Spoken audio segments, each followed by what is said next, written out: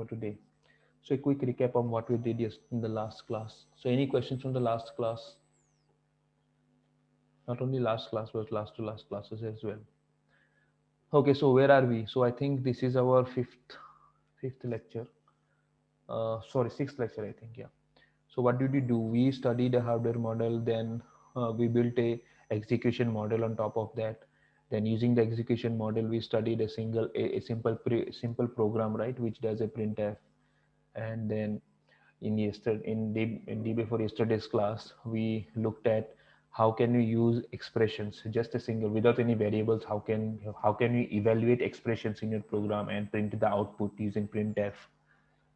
And then we went on to variables and said, okay, now I don't want to use this hard coded or as in directly writing the numbers in my program text. I want to use variables, store the numbers into the variables and use the variables in the expressions. And then I ended with saying that variables have different sizes based on the type of the variable. I showed you difference between what's a character and what's an int.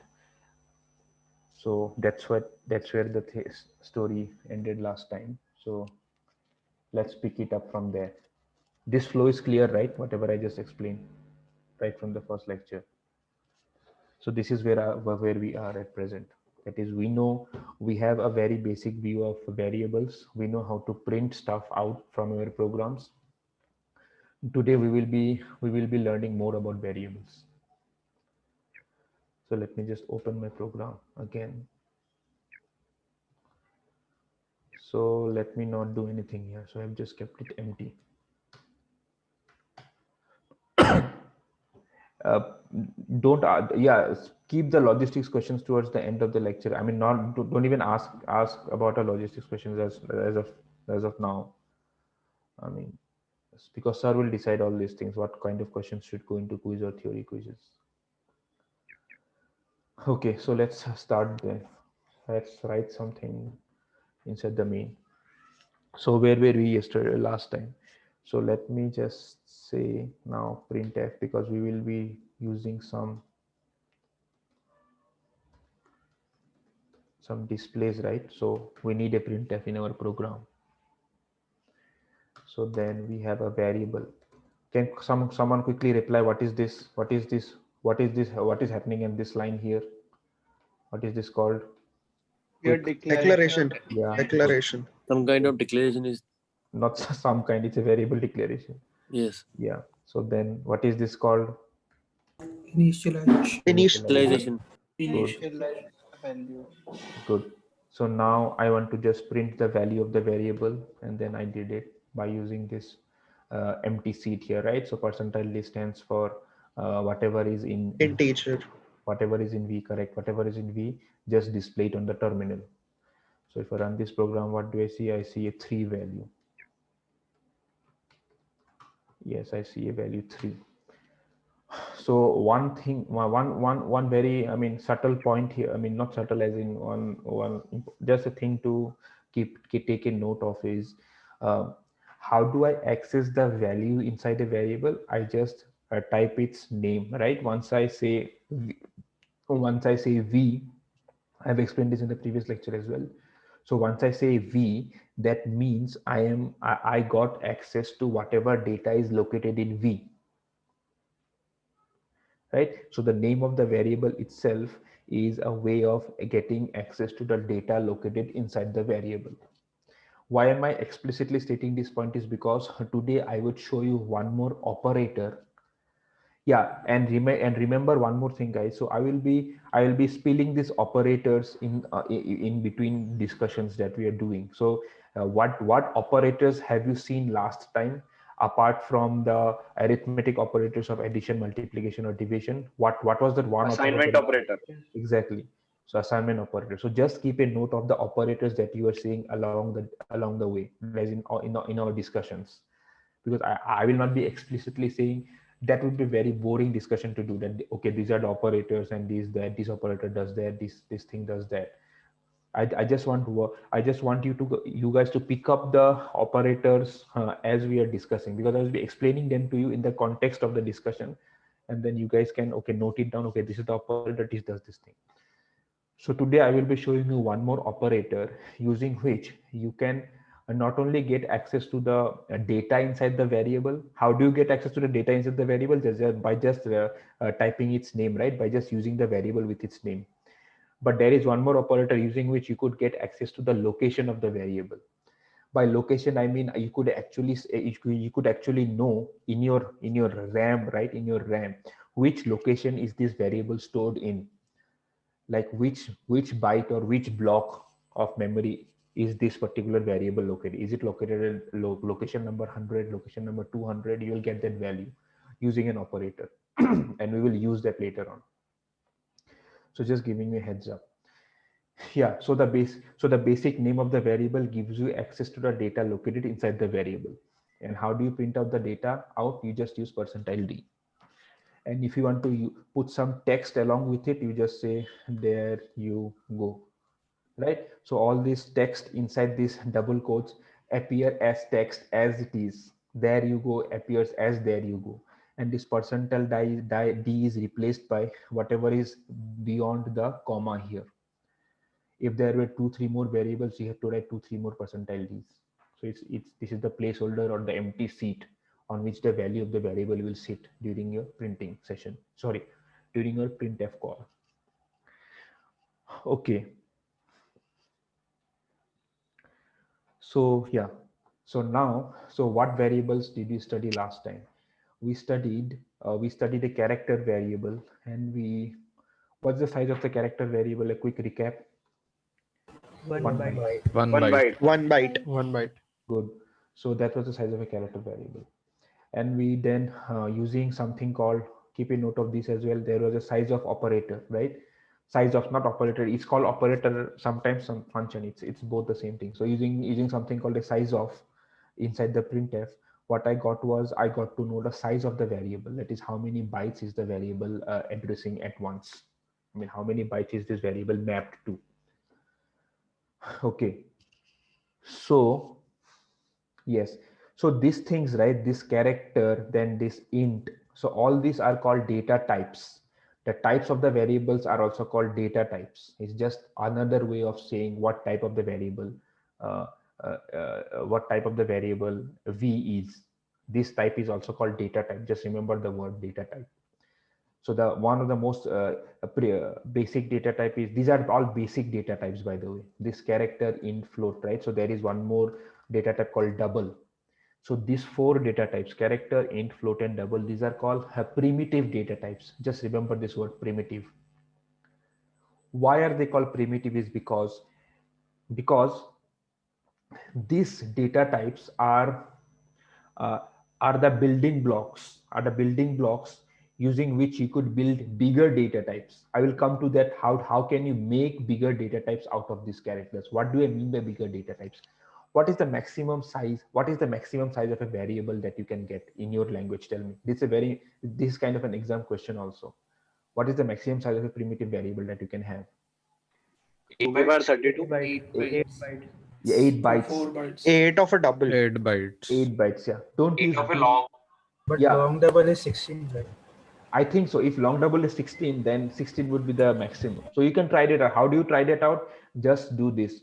Long, what were you saying? Long double? Long double. Okay, so let us do one thing then. Since someone is saying it's 16 bytes, so let us say if it is actually 16 bytes or not. So how do you do that? You just say long double, and then I just want to know the size of the variable. So I just want to know this.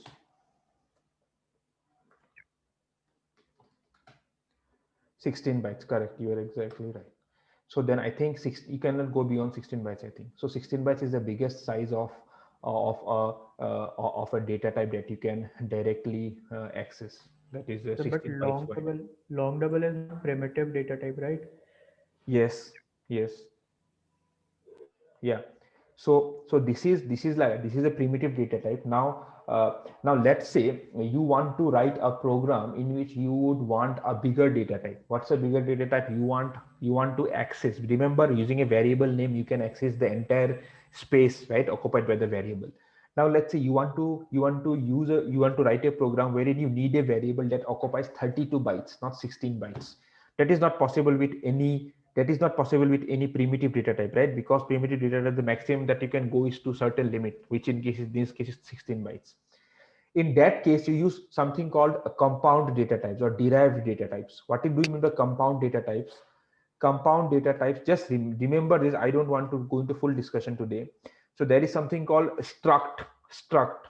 So you have to name the struct something, and then you could include, now let's say I include two long doubles here. So let's say this is the syntax of a struct actually. Yeah, you just see this, right? I have created a new data type called free. Let's say, okay, not free, let's say I am calling it big. So I have created a new data type called big, and that data type contains inside that data type there are two smaller primitive data types which are long each. So this did both of them have to have different names now.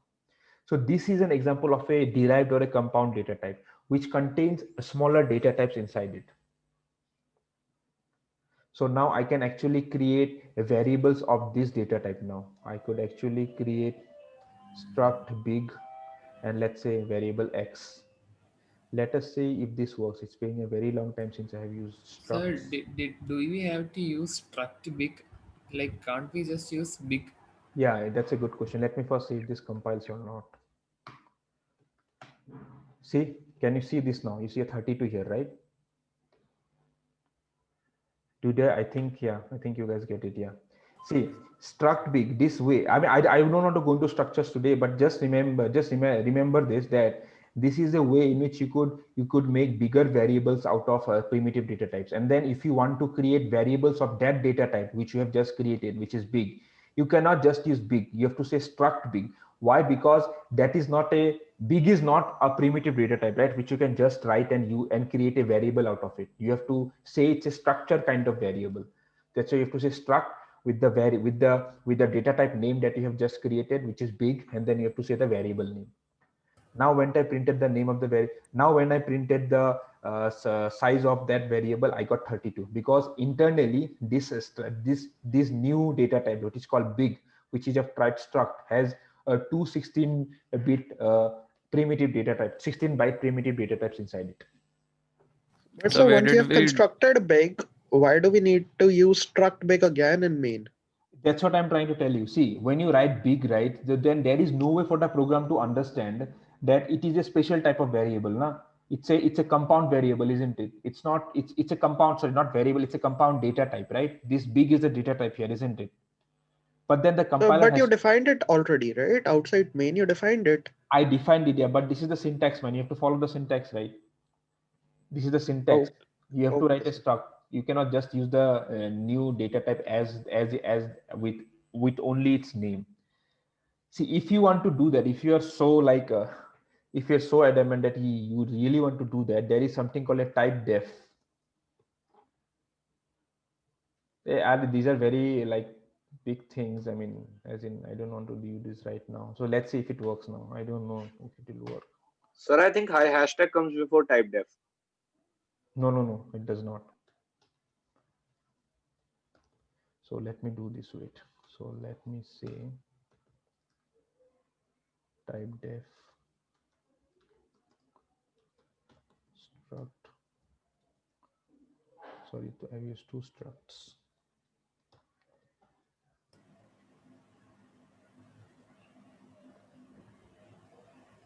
Yeah, so let's not go into type def. I also have forgotten the syntax of type def actually. See, just type for type defs maybe after this class. So type. I think we have to type it before type def, and before the semicolon we can type something else. Sorry, can you come again? Before struct we have to type the type def, and Yeah, I did that already now. Then what? after semicolon, I mean before the semicolon, after the curly bracket, we have to type something else. Here. Yes, sir. I think so. Okay, let's that something else would be the name that you want to give your new data type. Yes, Let's sir. see if this works. Let's see if this compiles first. Good, it compiles fine. Yeah. So now I think last time I missed this name here, that's why. So now let's see whatever you guys were saying, right? That I have created a new data type. Now I should be able to use the new data type with its Three name. Gs, sir. Sorry. 3 Gs. You type 3 Gs.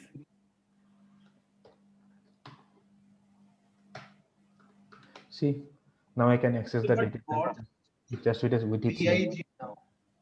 Yeah, it's this. See, after type def, you have to give the structure a name. There is no way. So this entire data type, right? This entire data type now is represented by this name. Now you don't have to keep on writing struct. This is the name that is just like this name will behave like just like you were using integers, characters, right? So this name will behave like that. Now this is the new data type you created. So type def is a way to say that treat these things, right? This entire thing, treat this entire thing as this thing here. That is this data type here. So yeah, so let's not go into type def. Yeah, so just remember this syntax. I think type def, then you have to say this, and then you can include the primitive data type inside it, and then you can Excuse create a me, bigger sir. Data type. Yes, So by primitive data type, you mean the pre-existing ones in the language. yes, which C gives you to start with. But then struct is also a data type. Sorry, struct is not a data type. It's a way. It's a you could say it's a tool using which you could create bigger data types. You could create new data types, but that is not given to you na, from the C from the to start with. Primitive data types are data types that are given to you to start with. Okay, sir. So, Using but I them, mean, I looked up on the internet and there are data types like long integer and long integer. So they are already 32 and 64-bit long. but it depends on your compiler, man. I mean, some compilers I don't know where you looked into, but then these types of the date variables, Wikipedia. right? Sometimes it changes based on the compiler that you are using. So if you have a previous or maybe the standard of the language also that you are using, C89 might use lesser space for integers. It might be completely possible. So Yes, sir. It's written. It's only in C99 version. yeah, see, so it changes based on the version that you are using. So if a question like that appears, that which is the longest data type and like what is the It length will of it? you will be given the standard. I mean, don't worry about that. As of now, you can think of it as default C99 standard. So then default is whatever you are using, right? So then whatever you are Okay, sir. programming in. So then 32 would be the perfect answer for that. I think you cannot go beyond 32 bytes. If you can go, let's explore this after this class. So try to Okay, type sir. long and whatever, and try to see what is the biggest size of data type you can get. Okay, Okay, sir. so yeah, Sir, long int works, sir. yeah, long int work, but then what is the size of the long int? I think it will still be 16 bytes, isn't it? Or it's more than Yes, that. sir. But long double doesn't work. It's not working. Yeah, try all these combinations. Some things will work, some will not work. Okay, so enough of that discussion now. So we know what are primitive data types, and we know what are derived data types which you can create out of primitive data types. That's one thing now. So why do you need primitive data types is because these are the basic data types which you will be most of the time working with. But then you need compound data types because you want to create a bigger logical variables. These are like logical structures, right? The struct that I just created. Okay, I just removed it. Sorry. Yeah, so this struct that I created, these are like a logical it is a logical storage space for a variable which you might use in your programs later on. So yeah, so storage, apart from storage, what else is there in the type of a variable? So now let me show you a very important example. So let me say let's say you have an integer variable x, and then you want to store this number called 12.5, right? So then what am I trying to do here? I have an integer variable called x, and I want to store a number, because this is what we use variables for, right? We store numbers in the variables, and now I want to store this number called 12.5 inside it. So let me print that out now. What is the value of that? What is the value of x?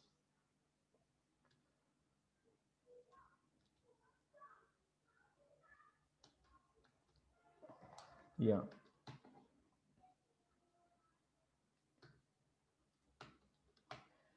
See, the value of x is 12.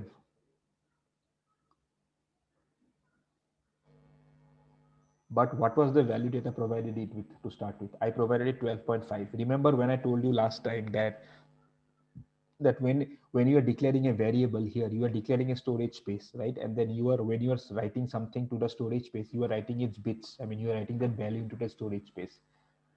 But int is quite big enough, right? Int is 4, I think it's 32 bytes long, right? And what is the maximum value you can represent in 32 bytes? 2 power 32. This particular value here, sorry, was someone saying something? Int is 4 bytes now, right? 4 bytes is 2 power 32 bits now. 32 bits makes 4 bytes. Okay. Yeah. So then what is the maximum value in 4 bytes? 2 power 32. That is the maximum value. From 0 to 2 power 32 minus 1. So that's a very big value, right? But then this value here, 12.5, is much lesser than that maximum value that an integer variable can store. But when I tried to print that out, I still didn't get the 0.5, even though that number is quite less than the maximum value it can store. So why did I just get 12? What happened to the 0.5? We have declared x as an Sir, integer. because it's an integer type. It's an integer. So we type, need to yeah. use float. Exactly, we need to use float. Now, why is that? Why is the reason for that? Do you guys know what happens there? Why? I mean, the answer is correct. I mean, you have to use float for that. But then float and integer have the same space, right? Even float is 4 bytes and integer is also 4 bytes. Maybe float has So some float is bits used. reserved for decimals. Yes. Sir, it depends upon the type of processor, I think. 32-bit and 64-bit processors. No, it doesn't have to do anything with that. Sir, in So float there there are are some some bits bits reserved reserved. for the part after the decimal. Yes, so let me show you. So I will need some kind of drawing tool. Wait, let me just show that to you. You guys can see the screen, right? See, when I'm talking about float, no compiler, no, not that. Yeah, you guys can see the screen, right? This window. Yes, sir. Yeah. So let's say this is your float here. So this is your float space, and then this is just because I don't have a blackboard, so I have to use this. And then this space is for integer. This is for float space, and this is integer space, and they are of the same size, right? But one very important thing which is there is for your compiler knows that you have declared x as integer, and then your compiler knows you have declared x as float. Your compiler knows the type of the variable that is represented in these 4 bytes. So that means when it knows the type of the variable, it will in these bytes, these are 4 bytes, right? So within these 4 bytes, so there would be, you could say, sorry, yeah, so there will be these bits, right? There will be this bit, and then there will be one more bit here. So there will be a lot of bits here. So 1, 2, 3, similar things, right? So there will be, let's delete this part here. Yeah, so the contents of it will look something like this, right? So there will be a lot of bits inside here, right? And then similarly in the integer also there will be a lot of bits. But then what the compiler will do is, based on the type of the variable, it will interpret these bits differently. There will be different interpretation. This is what the data type stands for. That it will interpret the bits differently. For the int, let's say this is the int block. Let me put it as a different color. So let's say this is the int yellow, and this is the float. So for the int part, all these bits, right? All these bits represent the integer part, right? Because there is only there is only an integer part. There is no point in an integer variable. So for the integer, whenever you have declared a variable as integer, whatever is there in the bits, right, in its storage space, your compiler will read all the bits as like an integer value. But when you have declared it as a float, it will read some bits from here. Let's say this first half of the bits, for example, this set of bits, it will read it as an integer part, and the other half, let's say this is the integer part in red, and the other half, whichever is left of other bits, they will read those bits as the number after the point, right? But then if someone looks at the if someone just looks at this storage in the RAM, all that they will see is just a sequence of bits located in 32, located in 4 bytes, contiguous 4 bytes location. But the compiler your compiler will interpret these bits differently. For the integer part, for the integer variable, your compiler will treat all the bits as the integer. That is the number, integer number. But for the float, some bits it will read as the integer part, and the other bits it will read it as the number after the decimal. That is the fractional part. So this is what a float data type looks like. Same 4 bytes, but then the bits will be interpreted differently.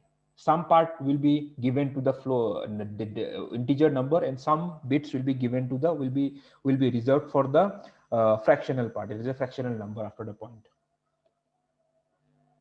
Is this clear, guys?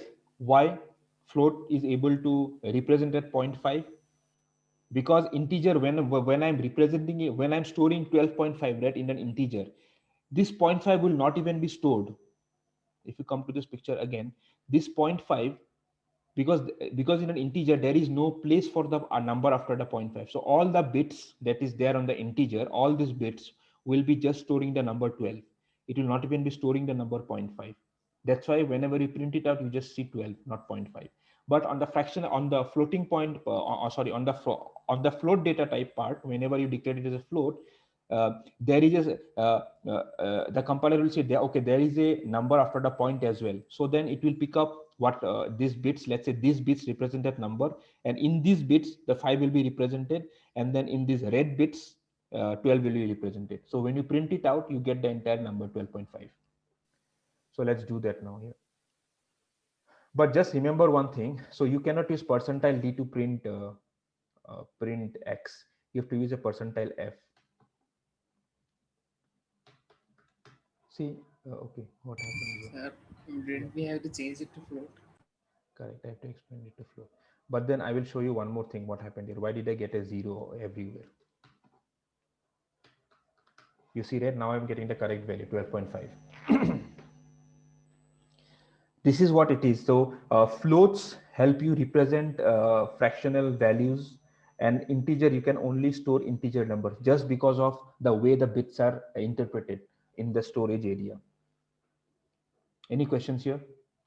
This is a very important concept. Just remember this, guys. Is the same storage space, but the bits are interpreted differently. Yes. So then what is the maximum value we can store in float? What's the maximum value? So there are two things here. Now, if you come to this picture again, float has two parts, right? One is the integer part, and this other part, which is in black, these parts. This is the fractional part, let's say. So it depends on how many bits you have reserved for the floating part, right? Sorry, for the integer part. Let's say this part here is like, let's say it's 10 bits. You have 10 bits for that number, integer number. And then let's say this is like another, let's say like 15 bits for the for the fractional part, right? So then based on this, you would have two different ranges, right? So on the integer part, you can go maximum up to 2 power 10, not more beyond that. Similarly, on the fractional part, you would have some limitations based on the number of bits you have reserved. So that would be the maximum value you can represent in float. So we can change the place of the decimal? No, you cannot, man. You cannot. This is something called, just note this term down. There is something called IEEE 754. IEEE 754. So what it stands for is, that is a standard. That is a standard which says where is the demarcation line between in your bits in a floating point storage area or a floating point variable. That standard decides that how many bits should be reserved for integer part in the float and how many bits should be reserved for the fractional part. That's a standard. And then I think C++ or C, whatever your new languages are, they adhere to that standard. That is when the compiler is reading a float variable based on the standard, that standard says treat this much as integer, this many bytes as the fractional part, and then it will treat it as it is because it is respecting that standard. Okay, so sir, and one more thing, like if we use int x and we write 12.5, yes, so shouldn't we get 12? That's what we are getting now. Didn't you notice that? We were getting that only now. Let's say if you do int x. Okay, you changed that f thing. Okay, that's why I was confused. Okay. Yeah, you were getting that only. Okay. So a very important thing also happened actually without you guys noticing it. So whenever I use a float, yes. What's the precision value of float? Like how many digits will be there after decimal? 6 or 7? Oh, I think it goes up to 4, not beyond that. We will experiment with that today. I will show it to you. How can you measure what's up till what decimal point you will get it correctly? Is that fine? We will do it after some Okay, time. sir. We will find it out. Okay. So here, yeah. So let me do one thing now. So now I have declared my variable as float. Is the discussion clear to everyone, guys? I mean, by everyone, I mean people who are new to programming. Yes, sir. Yeah. So you guys are the target. Again, I'm like reminding you, because these are very basic discussions, but then it might be a bit difficult for people who are just starting with programming. Okay, so now I have declared my variable as float, and now I want to print the value of that variable out, but then I have not used the correct format specifier. Whatever I use, I have used %d. Let's see what happens now. This also can be one of the questions, right? It's a, yeah. So first of all, you'll get a warning saying, just read the warning. What does it say? It says, it says that %d expects argument of type int, but argument has of type double or float. Float and double are the same thing actually. This is the warning first of all that you get at the very beginning. Now let's say you ignore the warning and you want to run your program. So what do you get now? What do you get? Tell me. What do you see here? Garbage. That's not garbage. Can anyone say what is happening here? Some random value. It's not a random value also. Why? I think what's happening here is, that's what I'm assuming. You can say it's kind of a pseudo random thing. So what is happening is, again, if you go to this picture here, so this is your 12.5 and this is how it's stored right here. This is how it's stored in your float. It's just a sequence of bits. Now, when you are saying %d in your printf will see this entire value, this entire sequence of bits as a number. Printf does not know. It will see is it an integer number. That's why it will try to print a value for it will try to print a value for this. It does not know that, okay, after some bits it has to change to a fractional part. After some to start with, it has to it does not know where the line is, right? That demarcation line between the fractional part and the integer part. It just reads the entire bits, and because we have used a %d, and that's why it will try to print a value out of this entire sequence of bits, and that's why you get such a big value, because it does not know that it does not know that it's a float type of thing. It will just read those 4 bytes as value and try to print that value. It has interpreted that variable, that 4 bytes of that variable, in a very different way. It has just interpreted it as a value. That's why you get such a big value. That's why these things here, right? %d, %f, they are called format specifiers. Why format specifiers? Because if you don't say %f here, then your whole thing goes wrong, right? Now when you use a %f, now your printf knows that some parts of it will be this and some parts of it will be fractional parts, and then since it knows the format properly, so it will print the value out properly. That's why yeah. So that's why %d does not work with float values. Excuse me, sir. Yes. So 12.5 in decimal will be 1100.1. And okay. And like if we remove the decimal, then the answer would be 25, right? So then why is that? I know, but then that 750. Using 7 0, 6 zeros. Yeah, I know that you have just taken this 12.5 and converted to binary, right? Yes, sir. But that 754 format, right? It does not store your float variable as just this sequence of bits. That the way you are mentioning it, it does not store it like that. It has some other fancy way of storing the same float value. It stores it differently. It does not store it in this bit sequence. Okay, sir. Based on the standard, I mean, when you it's a very like advanced discussion actually, how the IEEE 754 format stores your floating point variables in 4 bytes, but it does not store it in the way we do it on paper and pen. It's not. It will store it in a much compact way, and because of that, we are seeing all these random values come out. Otherwise, you would have seen that value that you are getting after converting it to binary. Yes, sir. Yes, sir. Sir, when I used the size of operator, it showed that it prints out not, I couldn't use %d, it showed that I had to use %ld. That's a warning, I think. That will not be an error.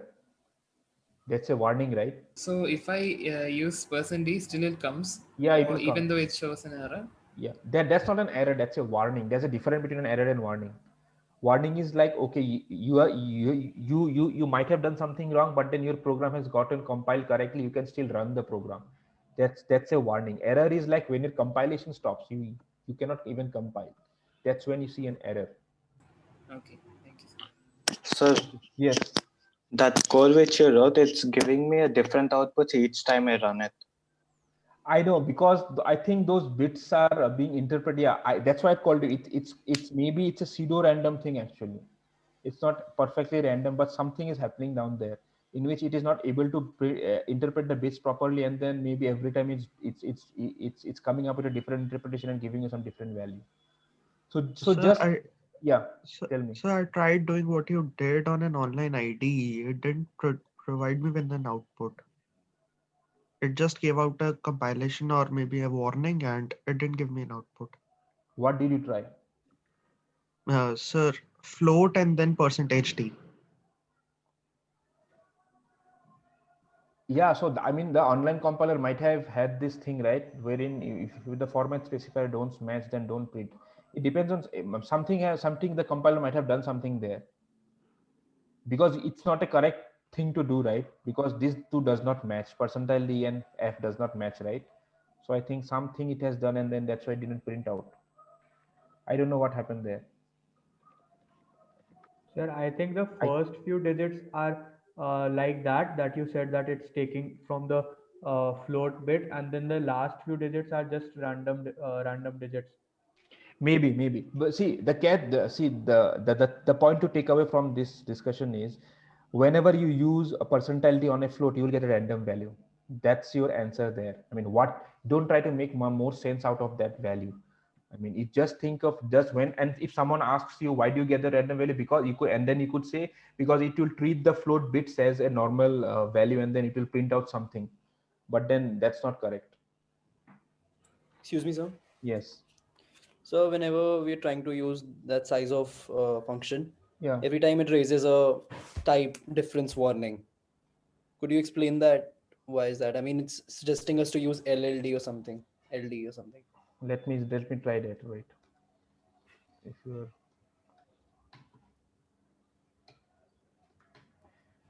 LD stands for long double, actually. LD, it's for long double. I think. Yes, I get that, but why is it needed? Why is integer not enough? Why it's needed is because this is a function here, right? Which I'm calling size of, isn't it? Yes, sir.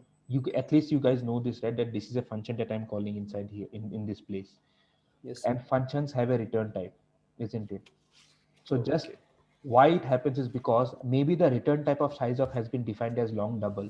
So that's why when you want to print that value, because what you are printing here is whatever is size of returning, right? And size of is a function, and maybe the return type of size of has been defined as long double. So that's why you have to say it as LD. That's why it gave me an error when I used a D, but it still worked because I know that the output is going to be an integer, so that's not an issue. So why don't we allot an integer? We'll say integer y equal to size of x, and then printf %d size %d x into y equal to size of x. Let's do that now. Who's stopping you from doing that? Percentile y. I think it will then, it should not worry. Should not. Yeah, it works fine. Sir, it isn't giving an error while you just said que size of is by default a long double. Yes, see here what is happening is, I think here that truncation is happening automatically. Did it give you an error when I used 0.5 in float? Did it give me an error? See, what am I doing here in this case? Sorry, I commented that. We are reassigning the data type here, right? Yes, so what someone is asking is, why didn't it give me a warning when I used an integer here instead of this here, right? So see, this is a 12.5, right? This is a float value, and I am assigning it to an integer value. Did this line give me a warning or an error? This line didn't, right? automatically that thing, that truncation or whatever that thing happened here without even any warning. But that warning comes up in printf is because you could say uh, you could say that this particular thing here, right, this format specifiers are very type sensitive. If you have some different type here and you're trying to print something on that different type when you're using a different format specifier, then it will give you a warning.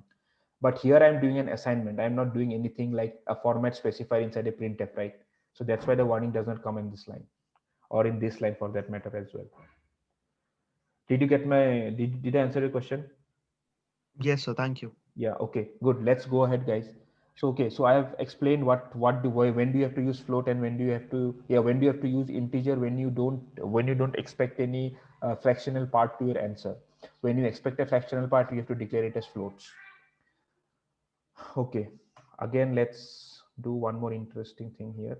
And whenever someone asks you in the exam, like if I store this in that integer part, then what will you get in the output? You will get just the integer part. You will not get the fractional part. Just remember this.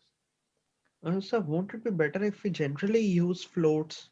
Because float will be giving out an integer output while integer won't be giving out That's a the float that's output. generally the case, but then float takes up more memory now. What if you want to write somewhat what if you are big you are writing a big software, and then if you spread out float everywhere, I mean, I know integer and float are the same type, same size. uh, yeah, I don't want to go into the hardware discussion. See what happens when inside your cpu, right? These float kind of variables are treated very differently. They have more complex circuitry. So you could think of it as like your cpu has certain logic functions right inside it, logic chips, you could say. Some of them are doing additions, multiplications, divisions, right? You guys still remember this fact, right? When I spoke about the ALU first class. Yes, sir. Yes. Yes, sir. So inside the ALU there is an addition circuitry, logic or division, multiplication circuitry. Now there are two different types of addition circuitry, you could say. One addition circuitry is used to do with integers, and another is to do with floats. So whenever a type of variable comes to the, or whenever the cpu is reading a float variable, right, a float variable from memory, then it will activate that the float counterpart of the addition circuitry. And the float circuitry is very complicated. It's not as simple, because compared to the this float circuitry, the integer circuitry is much simpler to do the addition. And when you use more and more float variables, your cpu would end up using more cycles to do that. If it takes, let's say, 2 cycles to finish execution on an integer data type, it will maybe take 8 cycles to finish execution on a float data type. And that's how your program will go slow. Did I answer your question? Yes, sir. Thank you. And again, I'm going into I mean, though I'm going deep into the details. Why is the float circuitry complicated? Because remember, I spoke about this format, right? IEEE 754 standard. So the first thing that the float circuitry has to do is it has to take these bits and then unpack it, right? Unpack it, and then it has to make it has to have a circuitry which will take these numbers and then convert them to a float value based on the IEEE 754 standard. So all this conversion takes time, right? It cannot just happen. But for integers, it's quite simple. It will just treat the entire thing as a binary value, and then it will do this binary conversion, right? Binary to decimal, and then it will work easily without investing much time in that mapping and unmapping or the conversion part. That's why integers are faster and floats are slower on the hardware. Did it make sense? Yes, sir. Yeah, good. Like it's a very like advanced discussion, but I just give you a very basic flavor of that, like why are float operations slower and why are integer operations faster. Okay, good. So now let me go to the second part. Sir, if we replace int by float in size of x function and percent %d by percent %f, we need to get the same answer, no, sir? 4 bytes. Yes, we'll get the 4 bytes. What do you want to do here? Percentile f, and then what do you want to do here? Float y float y is equal to size of x. Okay, you want to do this. Yes, you can do this, I think. Let's see what happens. Yeah, you'll get 4.00 now, 0.00, because now it's a float variable, right? Yes. Yeah. You get it now, what's happening? Yes, sir. Sir, when we assign int x equal to 12.5 and print x, Yes. does the compiler like round off it? Or if we type 12.6, will we get 12 or will we get 13? No, you will get 12 only, because I think you will get 12 because it just ignores that part. Let's see if it rounds off or not. That's a good question. Let's see if it rounds off. You can always try this out. Try this out, man. I mean, if you have your program in front of you, compiler in front of you, you can just try them out. See, it's 12 only. It just drops off that point part. It ignores it. Ignores it. That's it. Okay, so let's do one more important. Let me show you one more important point. So now you want to do some computation. Let's say you want to compute. Let's say int. Okay, you have an integer variable now with a value of 3, and then you want to compute an expression. What is the expression you want to compute? You want to take that number and you want to divide it by 2, right? So let's say what happens. So what will be the result? The return type, tell me here. I mean, what kind of value would you be expecting from this expression here? Don't look at these two lines. Yeah, just look at this line here. What kind of value you expect from this expression here? Y divided by 2. Quickly, guys. Float value. Yeah, float. Integer. Why would it be integer? You have a 3 and you have a Float, 2, right? 1.5. You have a float. Now let's say float. So y by 2, y is Sorry, not y, it's x. I mean, it's a typo. Yeah, x. So now let's me print z. What happens? Let's see.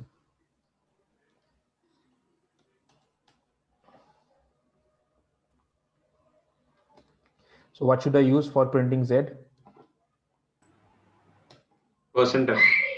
Percentile f. Percentile to you have to put anyways, man. Percentile ke baad kya? F, right? Yes. So what would I see here? So I would see a 1.00 as Jay has correctly mentioned. Why did I see a 1.00? I have declared it as float, right? Here also. Why did I see 1? But it is integer divided by 2. So the other type would be also integer. What other type here? You mean to say Z? So X by division 2 always only gives the converted to quotient in programming, right? Like it won't give 1.5, it will only give 1. No, It that's not the case actually. Because Hello. yeah. So first, x will be divided by 2 and it will return the quotient, which is an integer, that is 1. Then it will be converted into float, that is, it will become 1.00 and that will be printed. So yeah, so you were also saying the same thing which someone before you also mentioned, that quotients are integers, right? And that's why you get Whenever we divide two integers, then it would return an integer answer. And if we divide x by 2.0, then it will be float. You are exactly right. Yeah. In that case, she's right. So what is happening is, yeah, yes, yeah, you are right. Yeah. So what is happening here? Remember this is what kind of expression is this? This is an assignment operator, right? And then this is an expression here, and this is a variable here which I am doing. So then what's the evaluation order here? So first I will evaluate this expression, right? That entire thing will go from right to left. First this will get evaluated, and then using the assignment operator, whatever value I got, this will be stored in the variable z, which is a float variable. Now come to this part here. When you just look at this expression has one constant, which is 2, that is the number itself, and it has another variable called x. Now when your compiler is executing compiling this, or when your program is being executed, what will happen is all that it will see is I am operating on 2 integer variables, right? And that's why the return type has to be integer. There can, because during execution it cannot see this part now. It will not see this float z equals 2. It cannot see it. If it would have seen this part, it would have known, okay, it is going to go inside a float storage area. I should convert it to float. Whatever my result is coming out, I should convert it to float and then store it in that storage area. But during execution, it cannot even see this part, because this expression will be evaluated first, by the CPU, and then the result will be stored in the Z in a different instruction. And these two instructions are different, right? They're separate instructions. So when you are just inside this part, when it is executing x by 2, all that it will see is two integers, and that's why whatever the result is, it will also try to put that result in the same integer format. But as she was mentioning, if I put it as 2.0, if I just put it as, instead of 2, if I just put it as 2.0, then during execution, right? During execution, this happens in a single instruction, isn't it? There are two numbers and you want to do a division. So during execution, it knows that one is a float and another is an integer. Which is the float? That the denominator is the float and the numerator is an integer. So in that case, the output will be converted to the float.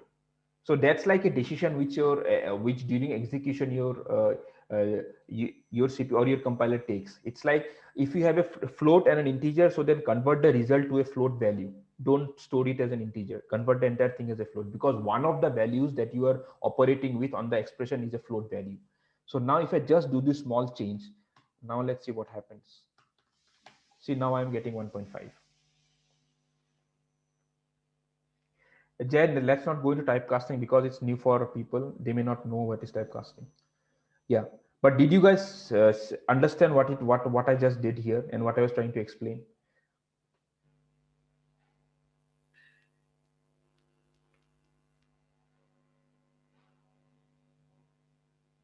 Can someone respond? Yes, sir. Yeah, you understood it, Can right? you repeat the question once?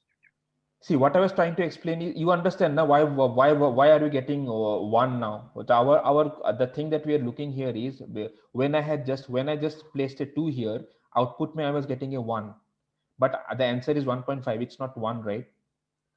So to make it, yeah, so why was it coming to 1 is because during the execution of this instruction, all that the CPU or the compiler will see is you are operating on two integers. You are just doing division using two integers. So whatever the return type, whatever the output of the expression will be, that will also be treated as an integer only. Even if there was a point value, it will be discarded because you are operating on two integers. Now, if you just put a 0.0 here, now this value will be seen as a float now, which means you are trying to operate an integer and a float with a division operator. That's why since one is an integer and one is a float, and what the compiler will decide is, okay, the result should be in float. I mean, as in like float will take precedence over the integer. Matlab float will be more powerful than integer, and then the entire return and entire value of the output will be returned from this expression as a float value, and then stored accordingly to this variable here. And that's how you will get a 1.5 now instead of 1. Did you get it? Yeah. Sir? Yeah. Sir, if instead of int x we use float x, and instead of 2.0 if we just use 2, will it give the value of 1.5? You tell me if the discussion is clear. Should it or should it not? It will give. Yeah, because previously when I said one of the variables in the expression is float, now what is that one? That one is this x, right? Now x is the float and another is the integer. Since one is float, again one is integer, so the entire thing will be returned as a float. Did it make sense? Yes, sir. Yeah. So now if you just do this again, you will see 1.5 instead of 1. See? Okay. So this is a very important thing. Just remember this, guys. When you are dealing with expressions, if you just blindly just write these integers and then this is a very simple expression, but then bigger expressions might result you might not get that point value if you're not using the data types correctly. That's not going to affect the compilation, man. I mean, if I just left it as it is, I'm not using it anywhere now. So yeah, it's not an issue if I just leave it as it is. Anyway, let me comment it out. Okay. So that's the thing now, that this conversion that I explained just now. So now I have explained to integer and I have explained to float. So there is one more data type called double. What is a double? Double is a float value but with more precision. Now let me explain you what is the importance of a double. This is the third data type, by the way. We have covered characters, 8 bytes long, just simple characters. We have covered integer, we have covered float. Now let me cover double. What is the use of a double? Any questions till this point? So Sir? double has more precision. That's what you said. Yes. So let us try that out now. See, this is my float value now. 3.123, 123, 123, 123, 123. How many times have I repeated 123? 1, 2, 3, 4, 5. 5 times, right? So let us see. Let me print X now. And then let's see till what point is it correct. Okay. Because I have used a default thing. So see, if someone was asking me, right, what is the precision of floats? Now see, how many 1, 2, 3s did I have? 1, 2, 3, 5 1, 2, 3s, right? First 1, 2, 3 is correct, good. Second 1, 2, 3 is also represented correct. After that, you see, I lose the precision. I get some other values. That means amongst the 5 1, 2, 3s that I had after the point, only the first two were represented correctly. After that, the precision is not enough to store the other 1, 2, 3s correctly as well. So what is the precision of float in this case? I think it's 1, 2, 3, 4, 5, 6. After 6 decimal places, your precision would go wrong. Sir, shouldn't it be 7? What? Which one? The precision, because the 1 is correct. Yes, 1, 2, 3, 4, 5, 6. Okay, yeah, 7. Yeah, correct. Yeah, the 1 is correct. After that, 6, 8, 9 comes up, no? Then it's wrong. Yeah, it's 7 digits precision. Okay, so if this is clear, now if I just change the float data type, now let me change it to double. First of all, one thing to observe here is, print. Sir? Yes. Sir, why did you write 0.10 after percentage before F? I wanted to avoid that answer, but I'll explain it to you. Wait. First, let me see the size of float and doubles.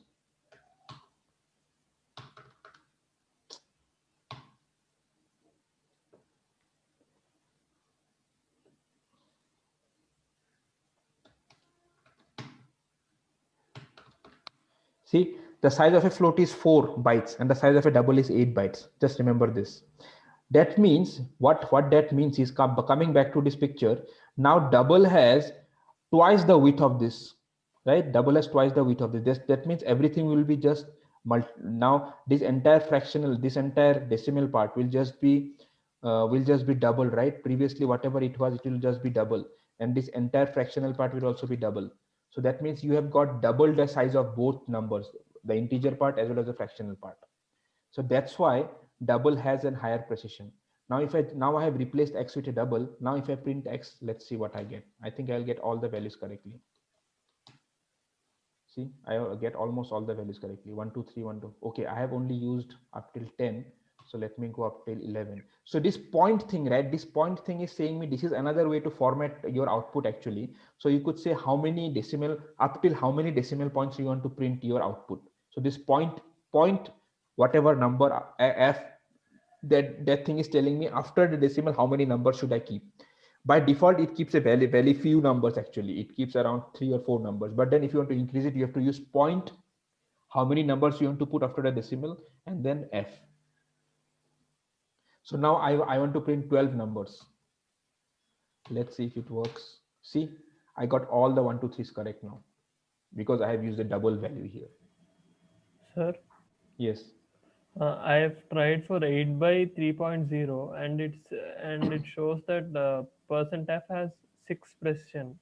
I mean, only 6 digits precision. Yeah, see, it is somewhere around 6 to 7, guys. So don't stress much on the fact, but it is at least 6, or maybe it will go to 7 or 8. It depends on, I think it depends on your system or your compiler also. It depends. By default, it prints 6, but can we extend the number of decimal places? Like that's what I meant. Didn't you hear what I just said? This point 0.12f, this 0.12f is doing the same thing. Now this 0.12f but is there a certain limit to which we can extend, or we can extend? I have never tried this. Let's say I put 100. Let's say. I think for double it is 14. I am getting 14. That's fine then. This depends. Yeah, you just try it out on your system. So would this point thing work only with double, or it would work with float also? See, I have given 100 values now. It does print 100, but then I cannot go beyond that. See. matlab everything becomes 0 after that, because there is no data type which will give you that much precision. Even though I can print 100, even though I can print 100 values after the Yes, point. sir. You two had 14 precision. I had 14, right? Did Yes, you sir. count it? Yes, sir. So let me, yeah, if you want to try it only, so then let's see, let me put one more 1, 2, 3 now. What is the harm? Dekh 1, 2, 3, 1, 2, 3, 1, 2, 3, right? So let's see what happens now. Abhi, now count and tell me what is the precision. Like up till what point your number got represented correctly? 14, sir. ठीक है, तो 14 हो गया ना. So our experiment has established this. It's 14. Good. So similar things you can try it on our compiler as well. So would this point thing work only with double, or would it work with float also? It works for both float and double, because both have point counterparts na, in the number. It will not work with integers, but it will work with floats. See, because using the same percentile f, I can print a double as well as a float, right? So that's why it's the same f now. It's not a different f, right? The same f. So it works with float and double both. Okay. This thing is clear, right? Precision. What is the use of a precision? The use of a precision is when you are dealing with really important critical programs where you want to, let's say you want to calculate the value of pi up till the 10th or 11th place correctly, and that value of pi is very, and that value being correct to the 10th decimal place is very important for rest of your program. So that's where you have to use a double, because you are relying on the precision to be accurate for the rest of the program to fall in place. So that's where you will have to use double. Is this clear, guys? Float and double. Yes, sir. It's a very practical thing that we just did. Just look at the precision, and then we saw double has almost double the precision of float. I think it's exactly double. If you say float has 7, then double has 14. That's why it's called double. Good, we established a fact today. Sir, I have a doubt. Yes. If we are keeping it as 15, it is showing 15 precision. You are keeping it as what? 15, this part. sir. This Yes, sir. place here. Can you come again? What? I didn't get you. Now you have kept it at 100 now, sir. Yes. If you are keeping it as 15, it is showing 15 precision, sir. That is not precision here. All that I am saying here is with this 15 or it is 100, I am saying how many digits after the decimal will be printed. But then precision means how many digits are printed correctly. Yes, sir. 15 digits are printed correctly, sir. Okay, then they try to increase it. Na? Maybe your compiler has a higher precision than of doubles. Just see. Sir, 16 digits, it's not working, sir. 15, it's working. I mean, see, there are 100 of you, and the different people might have just this 1 or 2 differences. So yeah, so it's not a problem. It's just that it behaves a bit differently. That's all. Okay. Yeah. Okay, good. So I have covered data types today. That's it. I mean, integer, character, float, double. Again, character is 1 byte, integer 4 bytes, float 4 bytes, double is 8 bytes. So just remember this, guys. Sir? Yes. Sir, format specifiers have no limits. They have no limits. You can put anything here actually. Yeah, you can put 1,000 as well. You'll just get zeros after some point. Okay. There should not be any limits to format, because this is just a simple printing thing, right? There's no storage that is going there.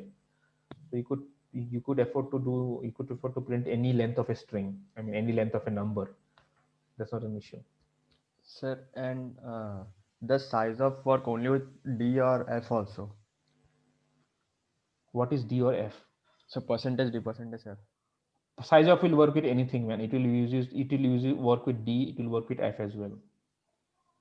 So don't worry. So size of, yeah. I mean, I would prefer you to use it with int always, because the data, because you cannot have a size of return 1 point something, right? Because you cannot have a 1 point byte, half a byte. You will have a full byte always, now.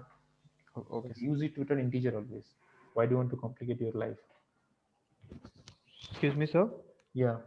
So when we are storing like 32-bit numbers using that struct thing. Yes. So how is it being stored? Like, is it like half of them in the first variable, half of them in the second? Exactly. That's what the entire structure will be contiguous 32 bytes, and then the first 16 bytes will be the first, second 16 bytes will be the second. Okay, sure. Okay, good. Okay, so let's move to one very important point finally in the last 15 minutes. I wanted to cover that actually today. Yeah, let me just see my notes. What else I have to cover? Okay, yeah, I remember I told you about an operator in the beginning, right? So that's what I am going to show you now. So yeah, again, the enough discussions on variable and types. So now let me have 3 variables. Simple, plain, simple integers. I hope you guys are following all these discussions.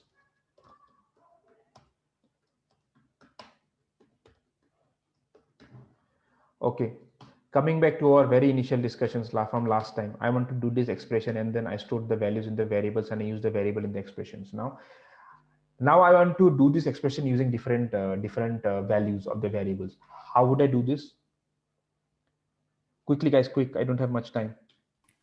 So just change the values a equals Yes, 5. just change the value. Okay, let me just print it first here. Okay, and then after the printf, once I have captured the answer correctly, so then I change it to 10, then b equals to 20, then c equals to. So write the values before printf. No, I want to do both the calculations. So one calculation is this and another calculation is this, right? So then I have 2 calculations now, and then one is giving me 18, another is giving me 230, right? So similarly, I want to do same computation on, let's say, one more set of numbers. I would do the same thing again, right? I would do the same thing again, isn't it? I would just copy paste these lines here, copy paste these lines here, and then I'll do the same thing. So is it a good way to do this? Is it a good way? No, sir. No. So what would you want? Tell me. What do you want from your program now? What do you want from your language now? So that you don't have to do this dumb task of replicating. Loop. Not loop. Loop may also you have to write it, right? These values are like you are feeding them manually, isn't it? Take the values from the user. Exactly. That's what I was coming to. Now I want the values to be taken in from the user and then apply the expression over those values. So that's where another very important function comes into play, which is called scanf. Scanf is the counterpart of printf. Just like printf displays something onto the terminal. What is the terminal? Terminal is one of your basic output devices, right? The most basic output device, your terminal or your monitor. Scanf reads input from, again, one of our most important input devices or basic input device, which is called your keyboard. Scanf will read data from your keyboard now. No, there is no getInt, I think, for C. Let's not go there now. I just want to explain scanf. So scanf has this purpose. Just like printf prints it to your monitor, scanf reads input from your terminal. Sorry, from your keyboard. And then whatever values, whatever data you have entered from your keyboard, that value will be stored in one of the variables. And then you could use that variable in your computations. So this dumb task of replication, you could just be done with it. You don't have to do that once you just replace it with scanf. So every time you run your new program, you could provide a fresh set of numbers to get the computation done. So let me just show you how it looks like first, and then I will go into the final details of scanf.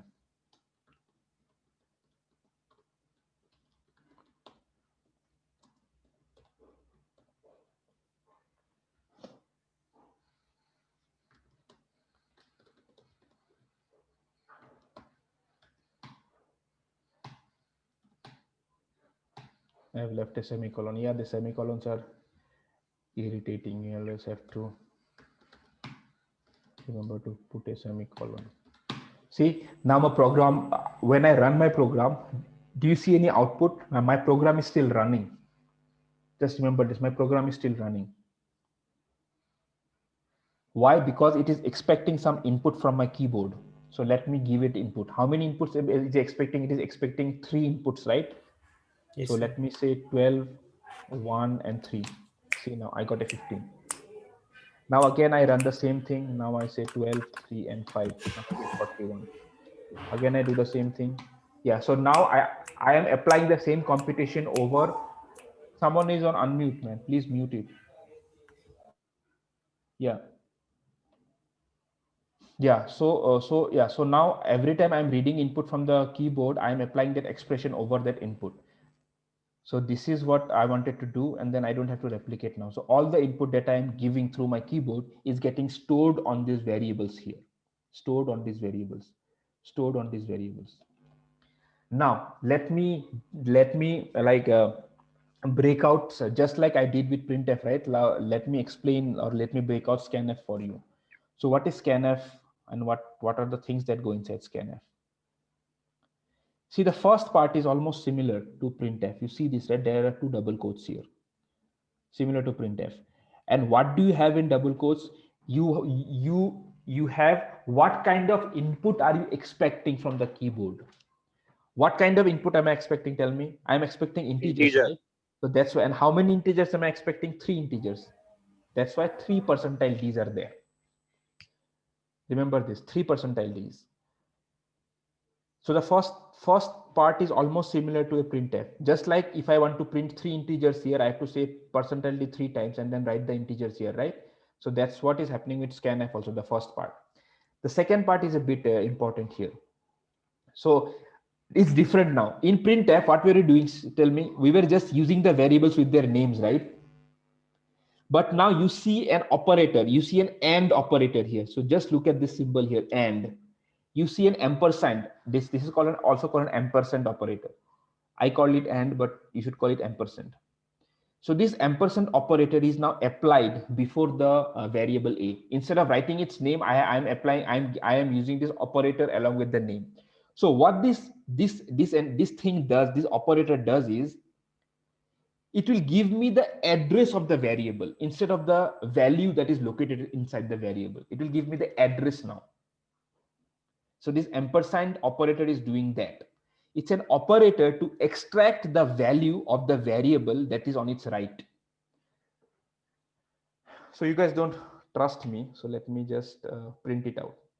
So now I want to print what are addresses? Tell me, what are addresses in your RAM? Locations of the data. And locations will be of what kind of values? If I am talking about location, what kind of value will it be? Will it be a float or an integer? String. Some integer. Integers. Who told string? There cannot be strings now. It has to be integers, right? And it cannot be float because you cannot have a half a location, right? You always have full locations. So, but in that first class you showed the slide now, that was something like 0x1, 0x2.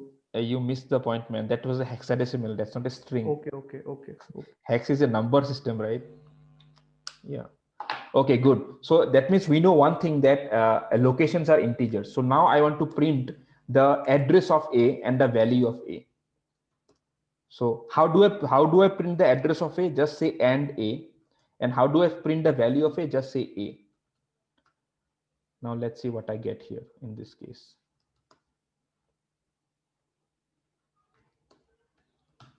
Remember, the first value is the address. The slashes are not in the Yeah, I know. quotation. I'm typing fast, so.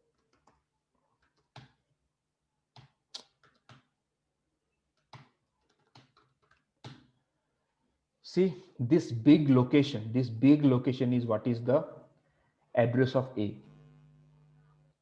Now, if you run it again, do you see it changing?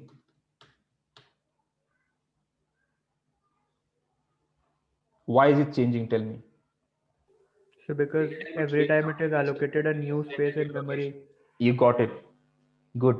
Because every time the program would be loaded somewhere else now, no one has given it the right key. The program will always be located in that space in memory when it gets loaded. Now the loader chose it in a different location. That's why the value stays the same, but the address is changing. Now you would ask me, for the curious ones out there, so you would ask me, why am I seeing a negative value? Isn't it? Locations can't be negative, right? Someone had that question in mind, right?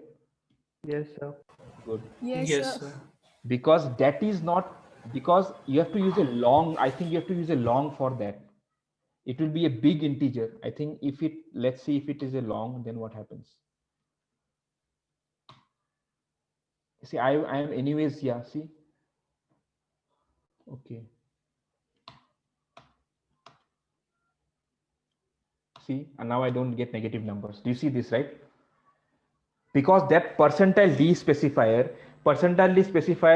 is like it prints a smaller integers. But if you want to print really big integers, you have to use LD. Just remember this. You have to use because see, memory locations, the address of because your RAM is a very big array, right? It's a very big array. It's a very big sequence of locations, like 4 GB, 8 GB. What is 8 GB? 8 is 8 into 2 power 30.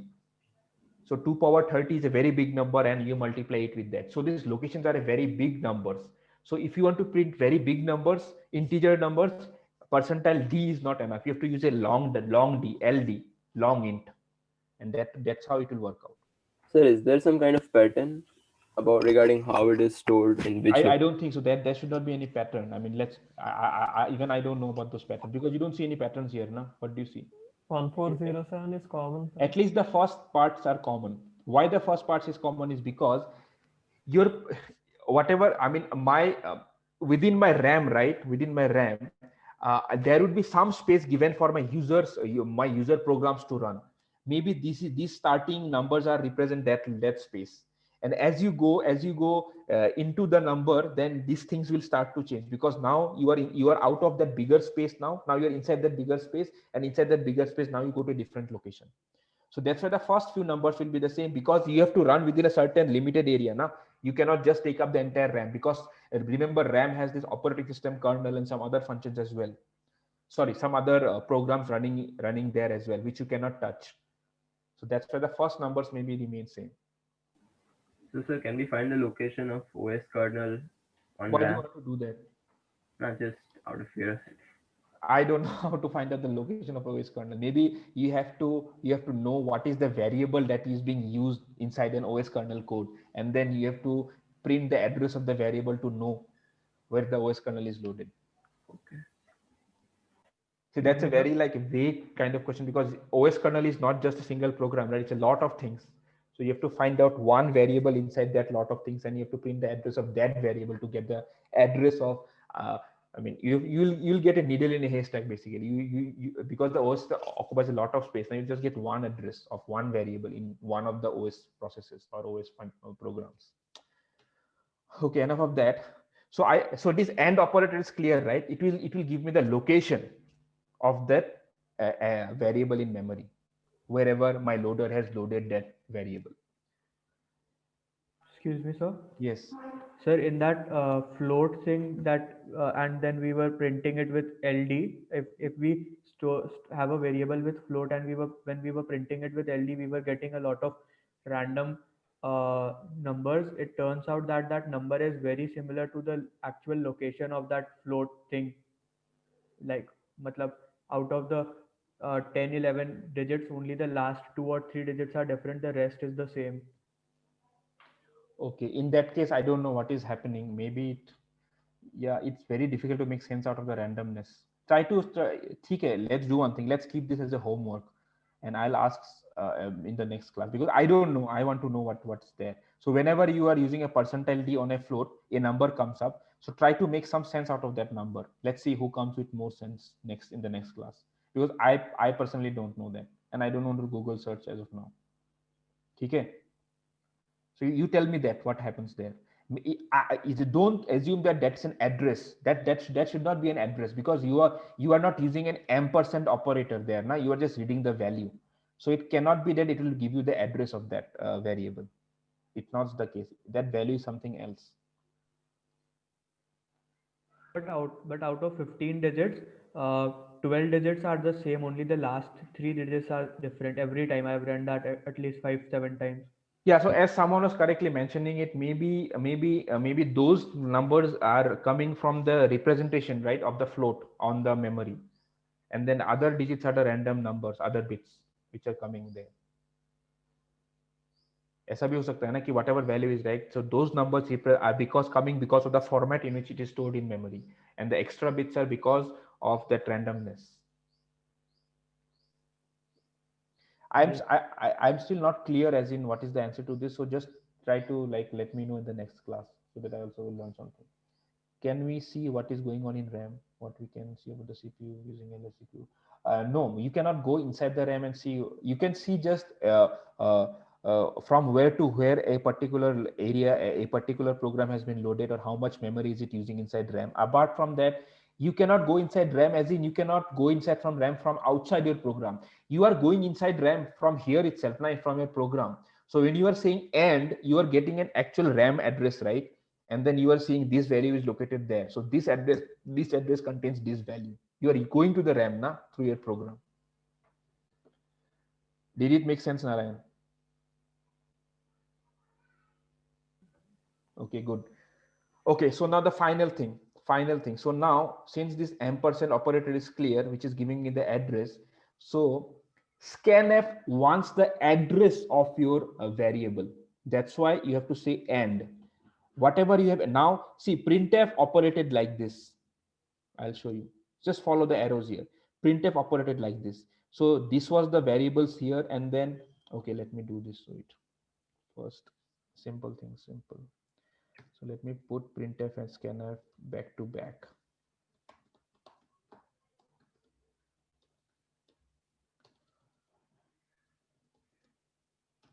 See, printf and scanf works like this. Printf, he looks here and then prints it here. Again, it takes the value from this variable, prints it at this place here in the output. Takes the location from, takes the value, reads the value from C location, that is whatever is located there, and prints it here in the output string or output text. Scanf does the exact opposite. Collects it here and then passes it here. Collects it here and passes it here. Collects it here and passes it here. Just follow the arrows. For printf, it is here to here, and for scanf, it is collecting it here from the input. The basic thing, right? Just get a feel of this, guys. This is output. That's why you're taking something from the program and sending it out. The direction is right to left, from here to here. Scanf, you're reading something from your keyboard, which is getting stored here in this chair, empty chair, %d, and then you are passing it to the program from here to here, from left to right, left to right. Is this clear? This point is clear, right? So printf and scanf works in these opposite directions. Sir, I did not understand. Can you repeat it? Well, I thought I was giving you such a good explanation, but anyways. Sir, is it kind of like a bridge? Like it works both ways? Which one? This format specifiers. Yes, it's kind of an empty chair which works both ways for scanfs as well as printfs. See, whoever was asking me that question, see, we have done printf before that, right? So what happened in printf, whatever you put between these two quotes, that gets printed. And how do the things get mapped? After the comma, whichever is the first variable or first expression, that the value of that thing gets mapped to this one here. So you are moving from right to left, isn't it? You are taking something from the program and displaying it on the output. Is this point clear? Yes, sir. Yeah. Again, come to B. You read something from here, whatever is the variable or expression, and you mapped it to this here in the output, this location here. Okay, sir, I understood. Scanf mein kya hota hai? It's the exact opposite, right? So you have Yes, this sir. thing here which reads the data, stores it here, %d, and then passes it to a variable here at where you have given the address of the variable. And again, %d read it, stored it, and then passed it to B. %d read it, stored it, %c, sorry, not %c, and C. So why do you need the addresses? Because you have to know which location you have to go to store this value that you have just read from the keyboard. That's why you need the location for scanf. Scanf, if you just put A, it is not going to work, because just using the variable name will just give you the value that is located inside there. And how is scanf going to use that? Because scanf has something which is received from the external world, and it is desperate to pass it to some program memory, and then it can only pass if it knows the location of that memory, which you can access by using an AND operator. Yes, sir. Is this completely clear? Yes, Scanf sir. and printf.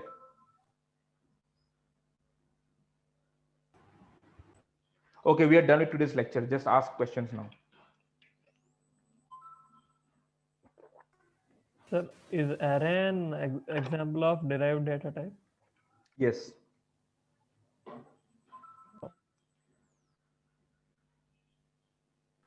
I will come to arrays later on. They are a bit more, I mean, there's some subtlety there. We'll come to that. So long double is not a primitive data type, right? It should be, because long double comes up in green, right? Just remember this, whatever comes up in green is a primitive data type. You could use this now, long double. See it? Long is a data type, primitive data type, and then whatever you use with long, that also comes as a primitive. Maybe some compilers don't have long double. First of all, some standards may not support long double, but if they support, it's a primitive data type. So about the %.100f thing. Yeah.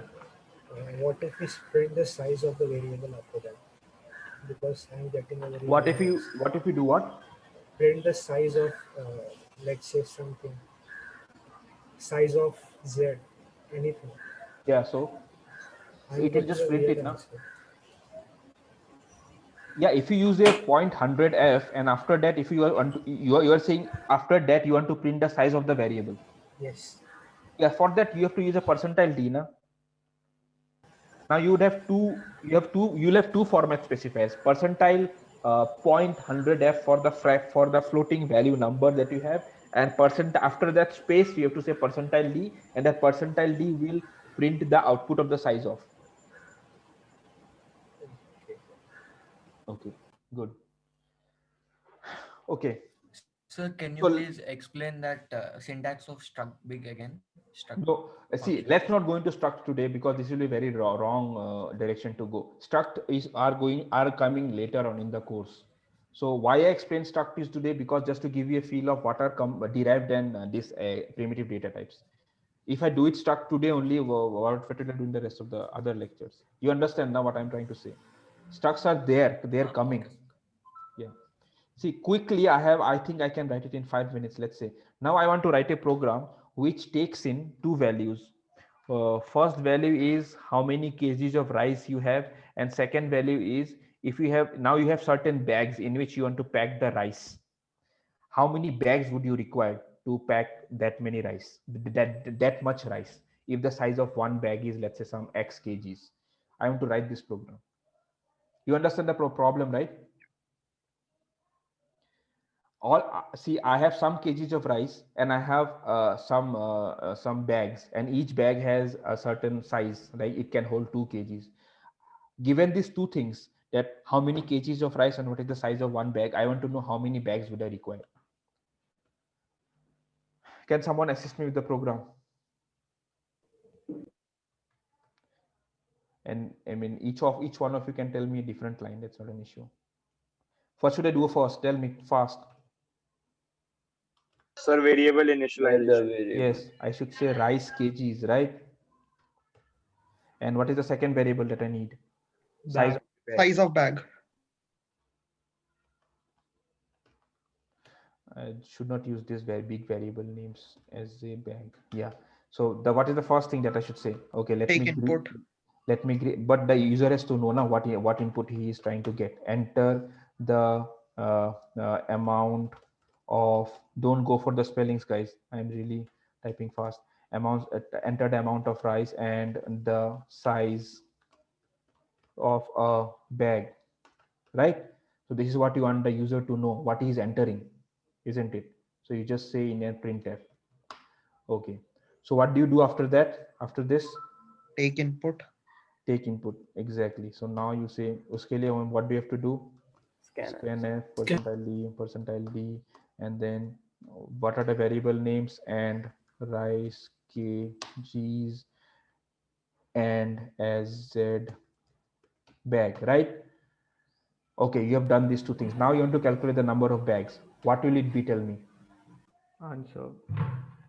What kind of answer will it be? It will be an integer, right? Integer, yes, sir. You cannot have you cannot have a floating value here. So now you do an SWR equals to tell me, what should I divide what with? Rice kgs divided by size of bag. And we are so Indian, right? I mean, I chose rice for an example.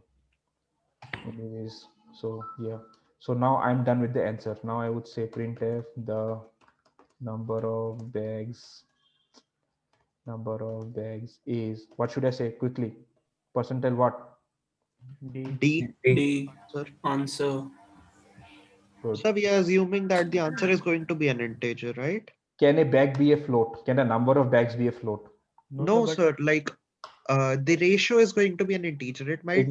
Yeah, like, I know. It actually be a float here, but then since you need the discrete quantities, right, of bags, that's why you have to store it as an integer, because float will not make sense now in terms of number of bags.